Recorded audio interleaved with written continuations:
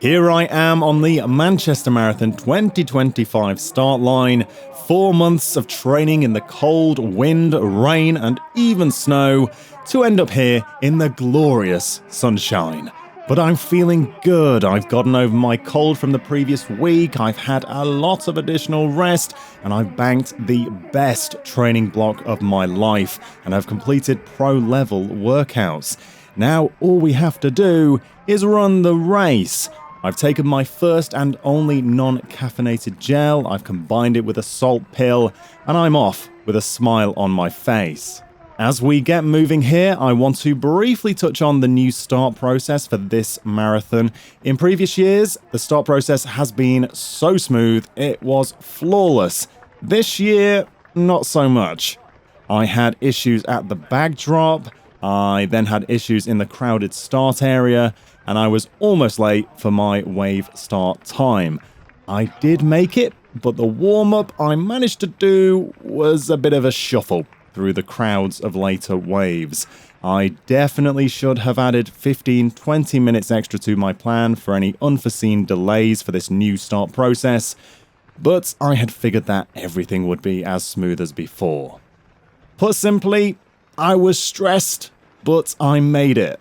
Sun is definitely a factor today. Drink every water. The sun was out, but my earlier start time of 9:20 meant that it wasn't as big of a factor for me personally. My heart rate was higher, sure, 10-15 beats per minute is normal for me in the summer, and I'd have to take on more water, but the heat wasn't going to make or break my race today. For others, I know it was truly tough. Those starting in later waves and or running more slowly, you were out in the peak sunlight and temperatures for a lot longer, and I lost count of the number of people that had collapsed on the side and who were being attended to by medical staff.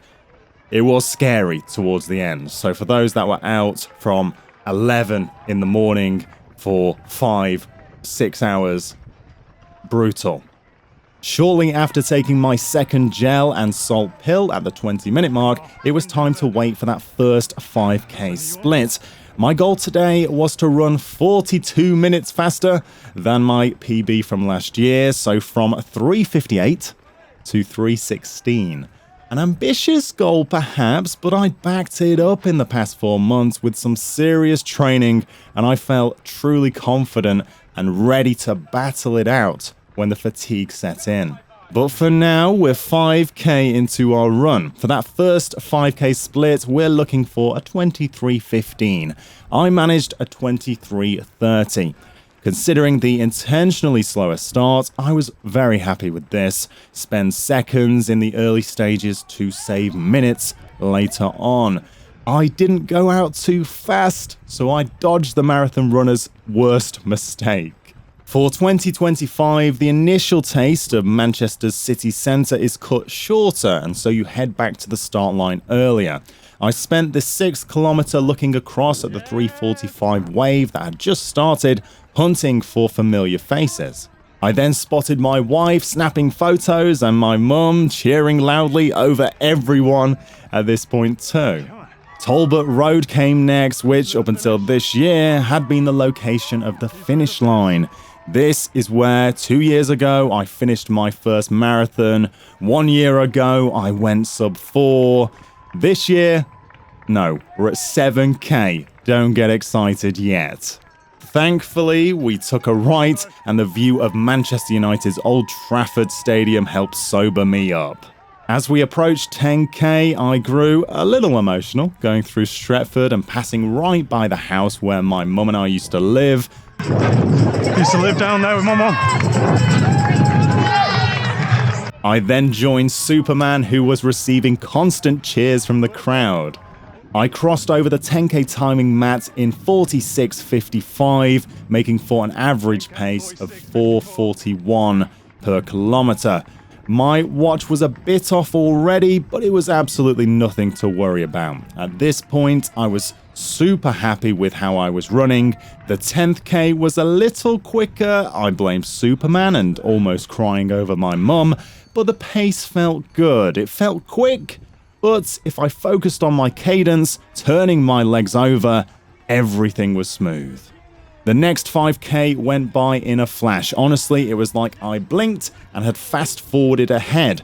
The long straight from Stretford to Sale is a dream. You just lock into that marathon pace, don't get carried away, and let the splits come to you.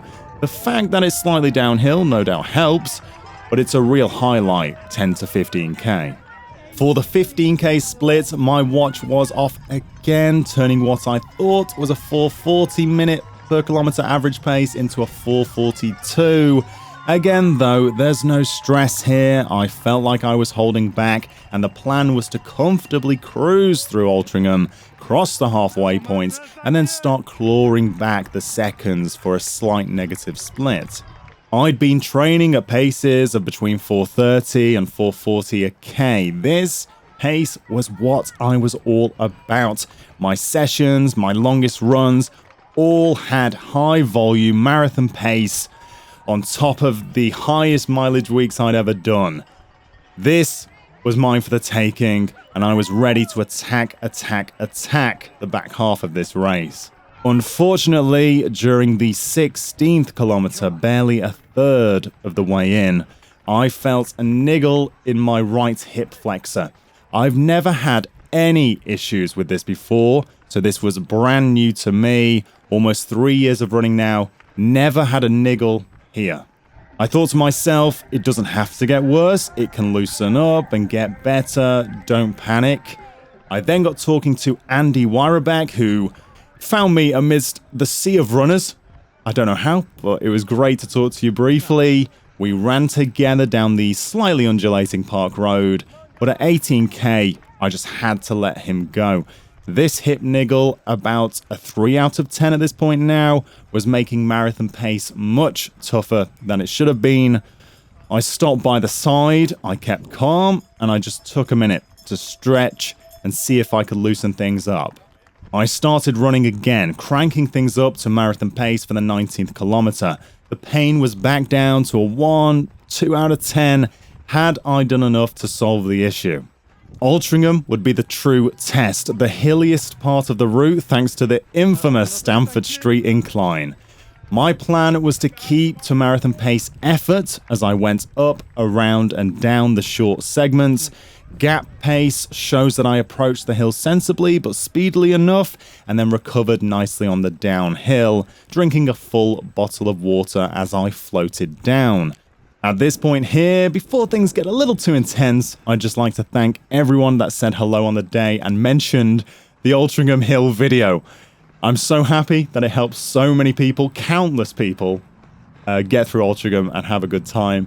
Yeah, I was overwhelmed by just how many people had mentioned the video, so thank you. Altrincham dealt with, it was time to cross the halfway timing mat. 1:40.07 for the first half. With the minute spent stretching and the conservative approach to my pacing, I could still get close to that original goal if things didn't spiral. Over the next 6k, the hip pain bumped back up to a 3, then a 4 out of 10, despite me now making a conscious effort to shorten my stride and limit flexion. With a shortened stride, I couldn't maintain target pace, so I dropped down to my steady pace, which I've used in training as a buffer between easy and marathon pace, and here it was coming in useful. And I just completely ignored any competitive instincts that arose as people started to overtake me.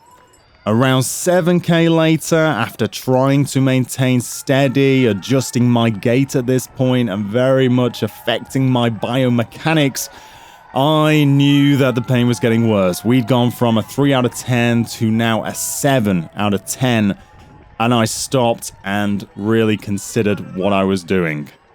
I stretched by the side of the road for a good while here, just contemplating what my final third of Manchester Marathon 2025 was going to look like. I heard someone call out to me. It was George Jenkins, fellow black pair jogger from Worcester, now in Manchester, and he, I don't think he'll mind me saying, has had a rough training block. He's had an injury and he was out, missed lots of long run key sessions, and yet here he was, and there he continued just absolutely smashing it.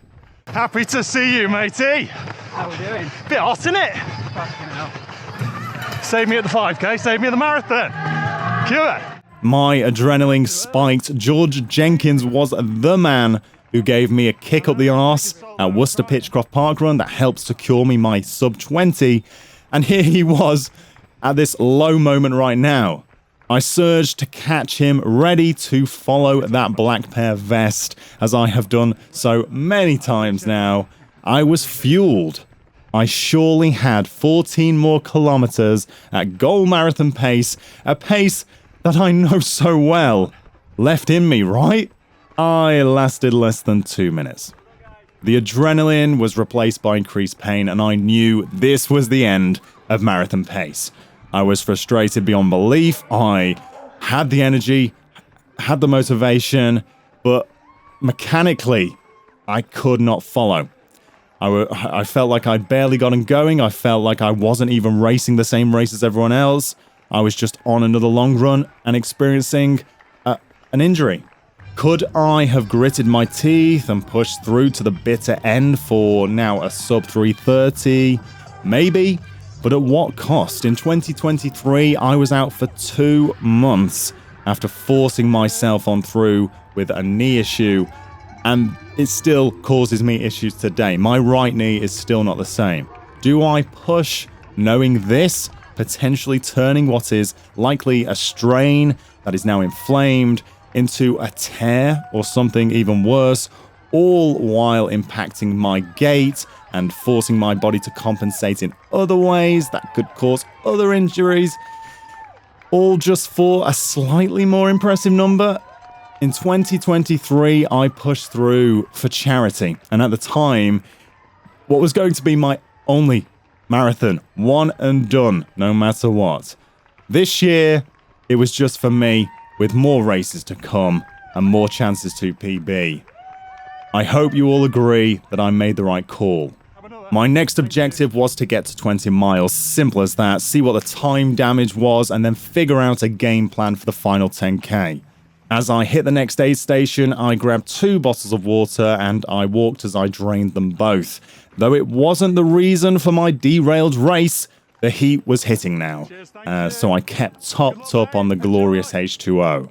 I began to jog towards the 30k marker, knowing that this point here, the timing mat, it would trigger, and Jazz, my mum, they would be alerted to how I'm doing, and anyone else tracking me would see things have not gone to plan.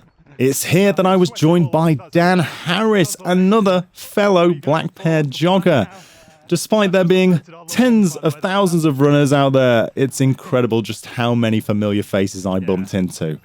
It was great to just share a moment during a unique and, at this point, incredibly tough experience like this. The support as well across the entire route, especially when the heat did start to hit, was unreal. People brought out hose pipes, ice lollies, extra drinks, orange slices, and of course just cheering kept us going. It was beautiful to see. It's here with Dan where my Insta360 camera decided it was done for the race. As I approached the 20-mile marker, it just went kaput. It said connecting. It was hot as hell. It was done. I tried to get it working again, but it was just probably overheating, let's be honest. Thankfully, I had my shaky iPhone footage as a backup. Camera's having a nightmare. 20 mile in, 2 hours, 39, 45. A little bit late for that. Trying to get this working. Hopefully we can. The marathon, it comes for you. I returned back through Stratford and jogged towards the next water station. I walked as I drank another 2 bottles. Then I'd have 1 kilometer running at my easy pace to loosen up before 36k ticked over and I could implement my final strategy. This was always going to be the plan, but rather than using this strategy to maintain race pace to secure that glorious 3:16, I was instead using this strategy to distract from the pain and to keep running no matter how slowly. Let's just get across that shiny new finish line with a little help from my friends. 6k to go. Running with a new person for each K. First up, Ben Pinfield. Sub-25, Pitchcroft, digging deep, walking, but then going again. I'm running with Ben. Thank you, Mr. Pinfield. Next kilometre, Rich, Worcester Park run, going off way too fast. Holding onto Rich, desperate. Running with Rich. Let's go. Thank you, Rich. Now running with Sam Bauer at the end of Stratford 10K, putting me on his shoulder and getting me to the end. Come on, Sam. Running with Andy. Arrow Valley. Tough day at the office. Let's keep moving.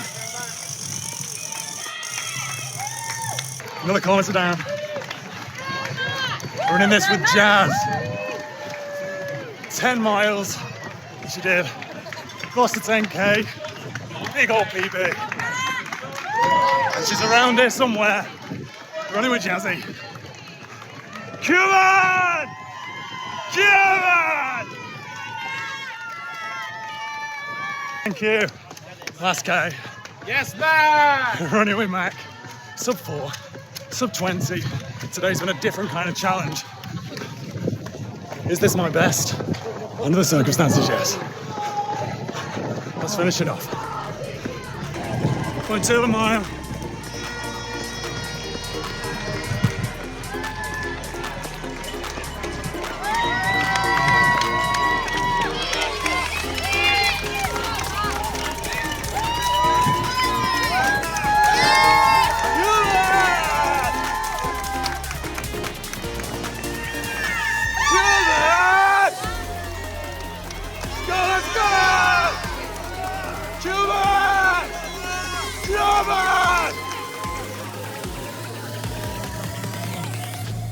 So enjoy it.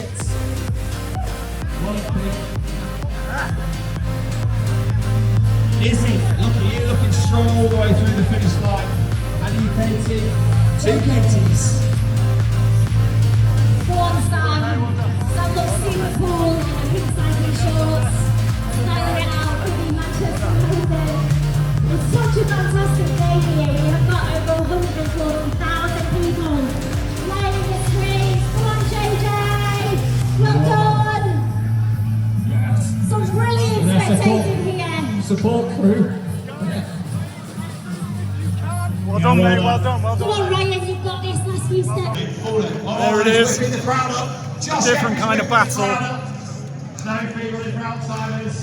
Oh, the marathon.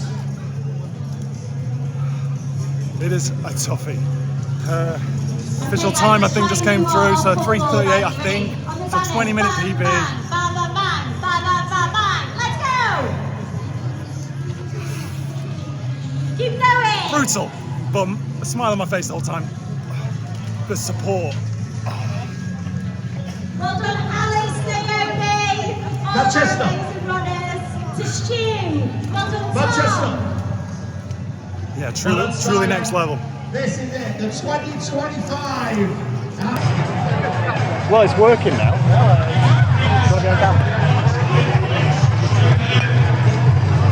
Right, I'm here with my family now, but they don't want to be on camera. Thank you for the support, guys. I pass Trafford Grove and I'm like, used to live there with my mum.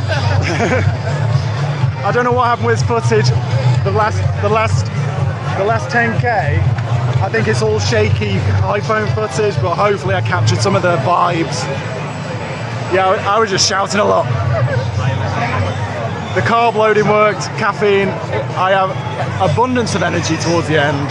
Just had a bit of a hip issue, but 20-minute PB, I can't complain. The marathon is brutal, as Jazzy may find out at some point. But I'm going to say goodbye because this camera is having a nightmare. Thanks for the support, everyone. Happy running and bye-bye. Slap it!